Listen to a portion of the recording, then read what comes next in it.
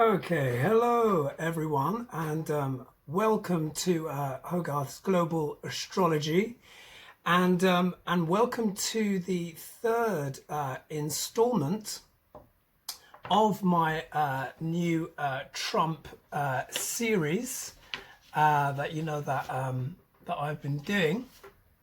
And this time we are looking at Trump's career. We're kind of looking at his career as a whole, and part of why this guy has been able to essentially become the president of the United States.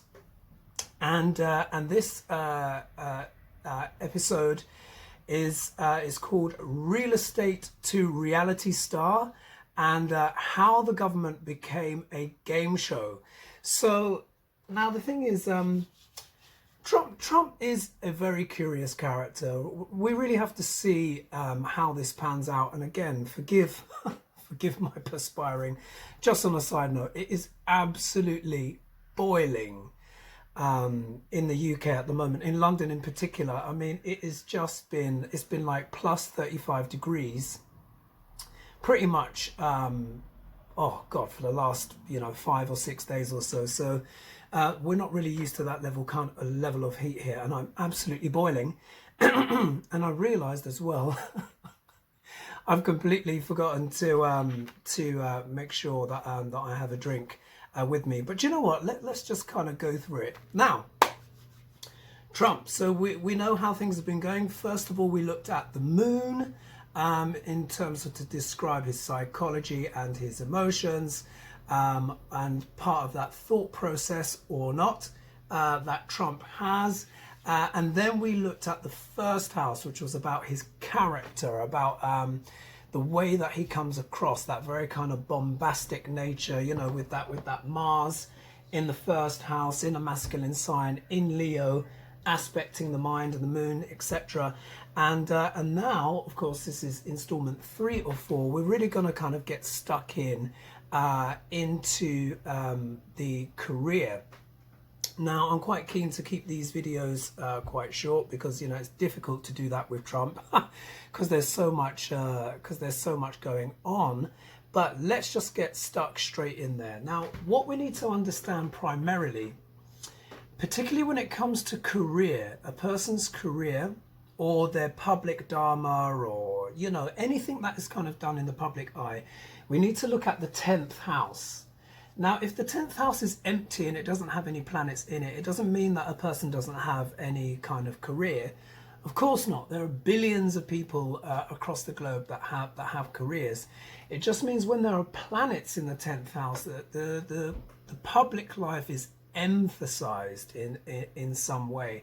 And certain planets do better there than others. Now, all planets essentially do well in the 10th house. Why? The reason why is the 10th house is a public house. It is the highest house. It's high noon. So that means you'll notice that it's at the top of the charts, yeah? It kind of refers to midday, particularly where the sun is the most powerful. So any planet in the 10th house is going to shine. It's going to stand out. It's going to get a lot of recognition, or at least that person is going to seek some kind of recognition in their life. But in particular, the sun, which is an extremely hot planet, as one can imagine. Now, we know it's a star, but we refer to it as a planet, particularly in Vedic astrology. And it's extremely hot. And they say the sun burns a hole in whatever house it's in. Yeah, because it's just so intense and bright. However, except the 10th house. So actually having the sun in the 10th house is actually a massive blessing, actually, because it means the sun is at its full power in terms of being able to kind of like shine and be seen and to express itself. But also as well, the sign is important as well. So we can see here with Trump, what does he have there? He has got the sun in the 10th house.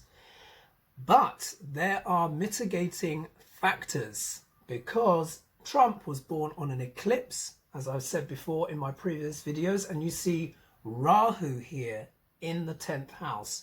Now, what a lot of people don't know is that many politicians have Rahu in the 10th house. This is actually one of the indicators of politics, actually, or at least being able to potentially do well in politics. Now, what is Rahu? Yeah, Rahu is the headless dragon. He's the head part of the dragon. Yeah, the head without a body.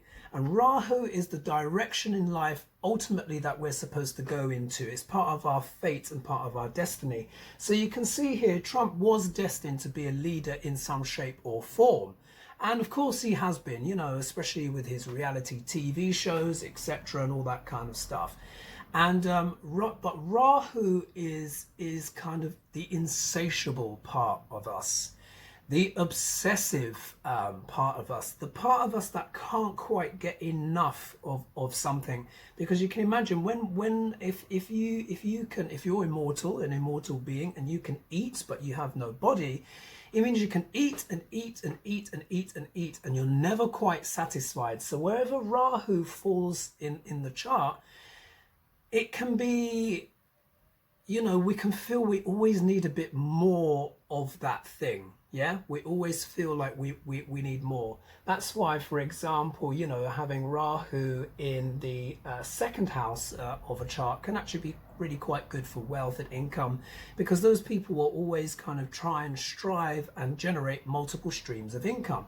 But going back to what does this mean in terms of Trump and in his career house, and why that's relevant to politics, because Rahu is also a planet of illusion.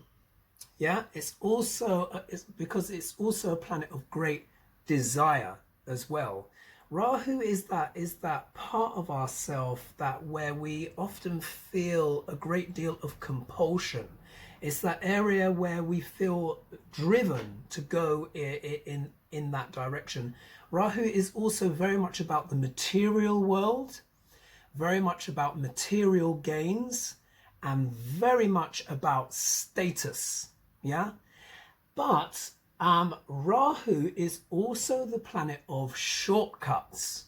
Yeah, Rahu likes to kind of get there as quickly as he can, and the only planet that is able to modify the behavior of Rahu is Jupiter. Yeah, and you can see Jupiter and Rahu are very far apart here. So you can see that there is this strong, almost insatiable desire for success and status in Trump's chart. But also as well, there's that element of him as well that wants to express that in politics, because diametrically opposed, you always have Rahu opposed. And you always have Ketu opposed Rahu. And in this case, Trump has this, what we call a 4-10 axis, or a 10-4 axis. So what that means is, it means the South Node is in the 4th house. But the 4th house, as I said before, is also known as the seat of power. And people who have kind of emphasis in their 4th house also tend to take an interest in politics as well, because it also refers to the homeland. It's also real estate, vehicles, all these different things, but in particular it's in the homeland. So we see here, you see almost how these dynamics are set up, and it's been known for a long time that Trump has had a lot of ambition and has wanted to be president of the United States for a long time. And everyone was thinking like, oh my God, this is not even possible, because this guy is just too over the top. He's just too eccentric, too weird, as a lot of people would say. However, when we look, where does a lot of this eccentricity come from in terms of Trump as a public figure? Because remember, because of this eclipse, essentially Trump is like a walking eclipse. As I said before, he has this incredible power, or at least desire, to eclipse people, to overshadow. Yeah, to overshadow. We've seen this tons of times. But there is more, because in here you have planet Uranus, yeah, is in his 10th house. Now, what does this planet symbolize?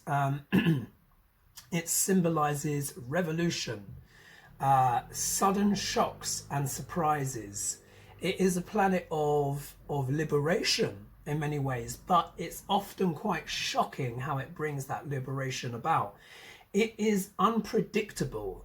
It is eccentric.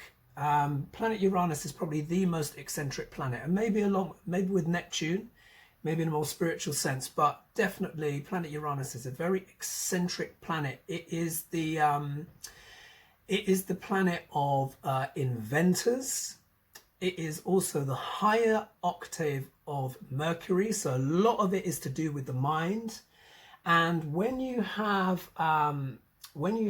planet Uranus in the career house, what it does is it causes that person to really kind of think out of the box, and they tend to be very dynamic but very unusual and often quite strange characters, and they kind of go off on one. But there can also be a kind of a strange brilliance to them as well, because the thing is, look, with Trump, regardless of what you think about him, he's a maverick, yeah. But he's very unpredictable. But there's a lot of very inventive stuff that he's done. But there's a lot of shocking stuff that he's done. He often comes out with shocking or surprising statements. He likes to keep people on their toes. I mean, you see already, if you're employed by Trump, you won't know if you've got your job from one day to the next, really, isn't it? You say, oh, I really like this person, and then a couple of days later, what's happened? They've been sacked. So so this is a very dynamic part of anyone's chart, by the way. Wherever Uranus is in your chart, this is where you're going to try and express your unique creativity and what you're bringing to the table that is very particular and special to you. So for Trump, that is in his 10th house of career. And you can see, I mean, if you think of The Apprentice, flying in with a helicopter, you're fired. If you think about that show, it was very dynamic, it was very unusual, very innovative for the time. And the part of the reason why people loved tuning in, because they didn't know what was going to happen next. And that can make things very compelling, and that can make things very exciting when it's in the positive. Yeah, when it's in the positive. However, as we know, planets express their higher, middle range and lower range all at the same time, and it's up to us what part of that range we're going to express. So if we look at the shadow side of Uranus, what can happen there is that that person can actually start to become very difficult to deal with. Yeah, very difficult to deal with, because their moods can change on a dime. And particularly as well when someone has their where someone has their moon eclipsed as well, especially by Ketu, it adds volatility to the moods. It adds even more unpredictability to the moods. The thoughts and the emotions can change very quickly. And then when we actually look at the sun, which of course is the second luminary, which is where we're building our kingdom, our place of our highest expression, it is also conjunct, it is also eclipse conjunct Rahu, which is already very radical. The nodes of the moon are outcasts anyway, and are also very unpredictable. But then on top of that, you also have planet Uranus as well. So you can see this 410 axis that Trump has, as that energy, as that drishti moves backwards and forwards. It creates a very dynamic character, but a very unusual one. But in the shadow, what it can do is it can also cause instability, being irrational, being very, particularly as well as the moon and Ketu are here in Scorpio, it can cause someone to be very drawn to conspiracy theories, yeah, or just very unconventional, very unusual ways of going about things. Likewise here with Uranus in the 10th house, This is not a person that was going to be conventional in their career. So we can see as president, that's precisely what Trump has done. He doesn't toe the line, does he? He just goes off on one. For good or for ill, he will just, you know, change things on a whim. Now, on one hand, the positive side of that is that people have become a lot more engaged in politics, haven't they? A lot of people even just voted for Trump because he was entertaining, but also as well because some part of them instinctively knew, well, we all knew that he was a maverick, but they wanted to change things up. Yeah, they wanted to change things up and just basically throw a grenade into the political establishment, which is essentially what Trump is. However, as things have transpired, because remember it was all about drain the swamp, you know, great, you know, taglines, you know, Uranus is very good for that. But when we go back here, we see here that Rahu is giving drishti to the second house. Now you got, remember, Rahu and Ketu, but you know, they're both malefics, yeah? So what it can do is when you've got Rahu aspect in the second house or in the second house, it can give malefic speech. So we will notice that, but not only that, we also need to remember, like I said in the video previous, he's got Neptune retrograde there. And Neptune in the second house affects the speech, and it can create this kind of sophistry, this ability to almost cast spells with one's speech, yeah? And then when we also consider that that's also being aspected by Rahu, which can make that speech more harsh and dynamic, we can see when we actually look at the connections between these two, Trump uses a lot of harsh speech in his way of communicating. In many ways it's quite simplistic, and it's deliberately so it will kind of cut through, but you will just see he's just cussing people out, you know. I mean, like we see today in the news today, it's been revealed that, pardon me, that Joe Biden, his political opponent, has chosen Kamala Harris as his running mate, and straight away Trump just said, you know, she's a wicked person, and she was just you know, not very nice when she was running against Joe Biden, and just basically trying to kind of slate her. But this, when we just look at this objectively as a pattern, irrespective of what your politics is, this also begins to explain why there's this constant malefic speech. Trump is not trying to kind of better his opponents in an intellectual sense, you know, when you think in terms of who he's competing with, and he won't necessarily do that as well, because the sun is eclipsed. Because although the sun is a mild malefic, the sun is noble. Yeah, it's a noble planet. It will try and do things in the right way. Yeah, it will kind of sacrifice things in order for the preservation of the kingdom. But when the sun is eclipsed, so are many of its values eclipsed also. So you get this kind of rough and ready kind of bolshy attitude that can happen. So in many ways here, planet Uranus is having even more of an effect than it normally would, because it doesn't have the nobility of the sun to kind of counteract that, because the sun is being eclipsed by Rahu. Also as well, what is very interesting, that this is happening in the Nakshatra, the star portion of the sky that is called Mrigashira. Now, just to kind of let you know a little bit of what that is about, and I will kind of give you some facts on that, because I've got some notes here.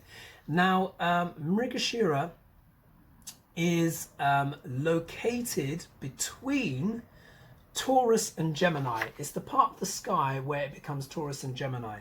Now, essentially, the architect of the universe, a deity called Prajapati, was creating the universe, and then he wanted to procreate the world with human beings. But he made his daughter, he created his daughter, Rohini, who was the most beautiful creation in the universe. And as part of his wider plan in terms of creating humanity, he essentially decided that he needed to procreate with his daughter because she was the most beautiful thing and she could create the most beautiful human beings. Quite naturally, she wasn't up for that and decided to flee, and she turned herself into a beautiful deer. That is why the symbol for this nakshatra is the deer's head. So and what is it? Deers are fast, fleeting, movable. They seek things out. So she fled her father to try and get away, and he was changing himself into fast animals as well, and changed himself eventually into a deer so he could pursue her. The gods saw this. They didn't like this. They put the other gods that were created, they put the most fiercest parts of themselves all together into one, and that became the god Rudra, and he shot down Prajapati as he was just about to mate with his daughter. Yeah.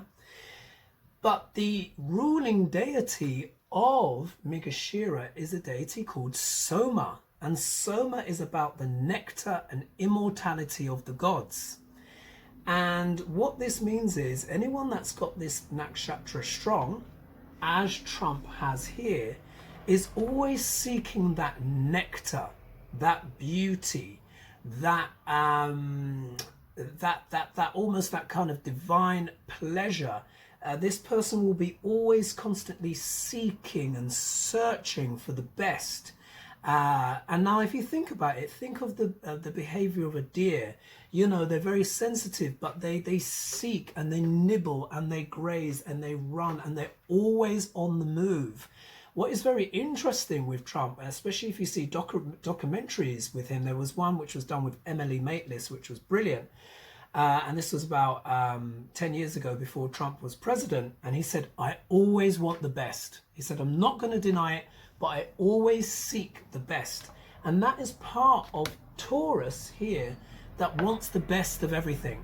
And you see, everything is gold spangled, this, that, and the other, marble from Italy, and all of this kind of stuff. He has very extravagant taste, which is even more hyped up by Uranus, where, you know, it's very unconventional as well.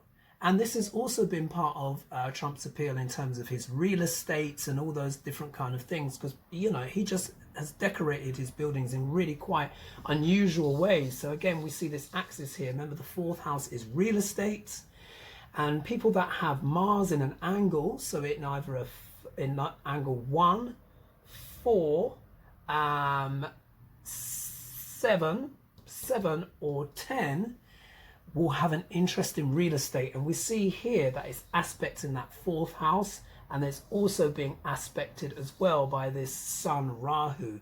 So it gives a very dynamic and interesting eclectic taste. Yeah. So when we go back to Mrigashira, which is searching, many people who have this nakshatra strong become great collectors. So we can see there's this searching and this wanting to find the best, find this Soma, especially in his career. So Trump is very much looking for that adulation, that respect, to get the best of everything via his career. And when he doesn't get that, he gets a little bit upset. So if we remember, like when there was the debate between he and Dr. Fauci, he was a bit miffed, basically, that Dr. Fauci was getting more approval ratings than him. And he was like, oh, I guess nobody likes me. I guess it's because of my personality. Very interesting, because why would he say that? He's the president. He doesn't have that to prove. Irrespective of what your approval ratings are, you're still the president of the United States at the end of the day. Why should you care if a doctor or someone else is kind of has a slightly higher approval rating than you? This person is a professional, you know, highly trained, highly intelligent in their own right. But I'm just trying to give greater insight into why we see some of these behaviors. So we can see now that Trump is essentially searching for the soma, the immortal liquid, and almost to leave this this kind of legacy, this footprint on the kind of like on the nation of America via his career. And it's in that Nakshatra Mrigashira, and it's in Taurus, which is very material. It's a very material sign. It's not necessarily the best sign for the sun because it's ruled by his enemy Venus, because what it can do is the sun always wants to try and have the highest potential of the soul. And the sun doesn't really care too much about materialism. So when it comes into the very materialistic sign of Taurus, you know, he doesn't feel so comfortable because it changes his nature in the sense of where everything seems to become much more about those material comforts, status, you know, cars, luxury, which is not a bad thing. You know, it's lovely to have luxuries, but there is that danger, particularly with Rahu there, that actually does very well in earth signs. But Rahu here begins to have an insatiable taste for luxury and pleasures and expensive things. So you see that all the time with Trump. You know, he just absolutely completely goes for that, and he shared that with his family as well, who help support him in that endeavor. What this will mean in terms of you know, things going forward as I kind of bring this section to a close, because we're going to finish up with the 12th house, which is potentially looking at how Trump's presidency may come to a close, because the 12th house is the house of endings, but also bed pleasures. This is super juicy stuff. So really, I'm saving the best for last here, because there we're going to find out some really dynamic and very interesting, and actually frankly some quite dark under the bed sheets, under the bed type stuff kind of going on there. But just to finish up on the 10th house, this is where Trump's desires are almost at their greatest. Yeah, at their greatest. This is where he just really wants to be on that stage. You can see he loved the rallies and all that stuff. Very Rahu. Rahu loves attention, and this is why he does well in the 10th house. And because he likes to have influence and power, Rahu is very drawn to politics. So this is always a dead giveaway. The more you study the chart, the more you realize that actually, whether we like it or not, the nodes of the moon would facilitate Trump in politics in some form. So in many ways, he is satisfying that Rahu. He is doing his part karmically to fulfill that role. However, I think it would have been better placed in reality TV, where I think actually was an awful lot happier. And Rahu loves reality TV, because although it says reality TV, it's also an illusion. And Rahu is all about illusions. And in fact, if he stayed in reality TV, he actually would have been a lot better. And I'm sure he still wishes for those days. He can't admit it. He's not going to say it on television. But inwardly, when we look at the moon, and when we look here, the moon is our comfort zone. And, you know, we see here it's in Scorpio. And Scorpio is a very deep, it's a very intense sign. And it can also give quite good instincts. So he knows in his heart of hearts, he was better off in reality TV. The presidency has come with a lot of baggage, and it's triggered a lot of this, because Trump is currently in his Jupiter Mahadasha, which means that Jupiter is essentially the car that his soul is in, but he's currently in Jupiter Saturn, which is the planet of restrictions. Yeah, this is where we are called into account. You know, this is, you know, the ugly stick, basically. What Saturn can hit us with if we are manifesting those lower energies, which we tend to do at the start anyway. But his Saturn is in the 12th house of losses. Yes, intrigues, even affairs and stuff like that can be seen from the 12th house. So you can see this is not necessarily the most auspicious period for Trump at the moment, but all of this is going to be revealed in my last video, where I'm really going to get stuck in to the details of that. And my last video is going to be called Trump from Riches to Ruin, how Trump treated women could end his career. So we'll have to see if that comes true. But if it does, you know, it could be a little bit tricky for Trumpy here, because you don't really want Pluto, especially in your 12th house. So with that, I'm going to kind of wrap that up just to finish off with those points about Trump's career. Dynamic, unusual, maverick, unpredictable, almost kind of shapeshifter-like, bringing shocking change. This is a person that brings shocking changes. But ultimately, now that America is where it is, it now has its choices. Whether it believes in Trump or not, I think the choices are quite clear. And what's been going on in America has been very shocking, and there will be more surprises. But at least people can no longer say that they don't know about Trump. Yeah, no excuse. Yeah, we know what this guy is like. We know what his elements are about, and this is very much what this video is about, is exposing and at least looking at detail in the psychology via the astrology, Vedic astrology, of his chart. So he is a seeker. He is looking for beauty, solace, validation, and a kind of almost immortality via his career in that house, in the house of Taurus, which always wants the best of everything. In that nakshatra of Mrigashira, which is that deer, seeking, searching, collecting, roving, and always wanting the best of everything. And that, in many ways, sums up a lot of what Trump's career is all about, because irrespective of if he's winning or losing, he wants to have the best. He wants to be top dollar. And he wants to come out of things looking good, looking shiny, looking bright.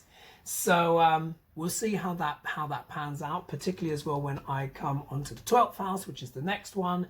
So with that, I'd like to wrap up. If anyone would like a consultation with me, then they are welcome to visit my website on oh gosh, my mind's just gone blank. thearchetypalblueprint.com. Can you believe that? It's the heat. I'm absolutely boiling. And there I do consultations on love, you know, relationships, career.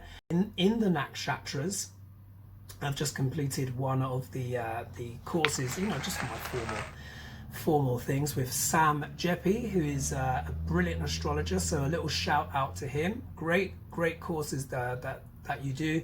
So qualified now in the nakshatras, and there's such deep, rich stories. I'm sure hearing that stuff about, you know, Mrigashira and what that is all about really helps to explain so much of a person's character.